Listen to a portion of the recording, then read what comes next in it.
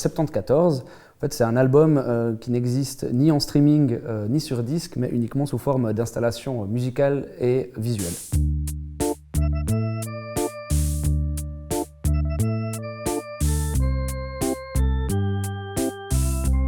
Là, c'était l'envie de faire un album qui n'existe que lorsqu'on le visite, et donc qui n'est pas accessible en ligne, etc. Le visiteur peut écouter l'album que lorsqu'il vient au musée ou là où c'est exposé. La genèse, je l'ai vraiment faite très seul. J'avais besoin de ça, je crois, après avoir fait pas mal d'années en groupe, de faire quelque chose vraiment tout seul. Donc les chansons, je les ai écrites seul, je les ai arrangées seul. Par contre, l'exposition en elle-même était une aventure vraiment hyper collective, dans le sens qu'au final, si on compte les figurants, tous les gens qui ont travaillé, soit sur les clips, sur les installations, ça réunit plus de 60 personnes. Et donc en fait, c'est marrant, parce qu'il y a quelque chose de très personnel et en même temps d'hyper collectif. Donc ici, on passe plutôt vers la partie... mon deuxième univers qui est le film, la vidéo, l'image, tout ça.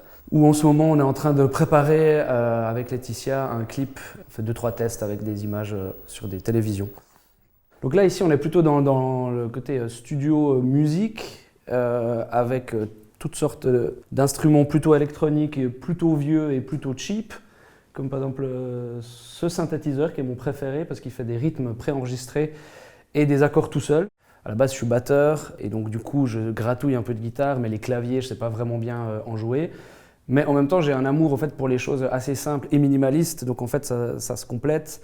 Et finalement, je crois que j'aime bien utiliser cette espèce de limite de capacité parce que en fait, ça forge une esthétique au final. Les chanteurs meurent, les chanteurs meurent plus souvent. J'ai quand même des inspirations souvent assez rétro. Je n'arrive pas à lutter contre ça, mais là j'ai des choses avouables et moins avouables. Enfin, je suis un grand fan de Joe Dassin par exemple, mais j'aime autant les trucs plus modernes comme des Flavien Berger, Salut c'est cool, ces gars-là, mais qui eux-mêmes finalement sont aussi des rétrophiles d'une certaine manière. Donc finalement on ne sait plus tellement de quelle époque on parle et de quelle référence on parle.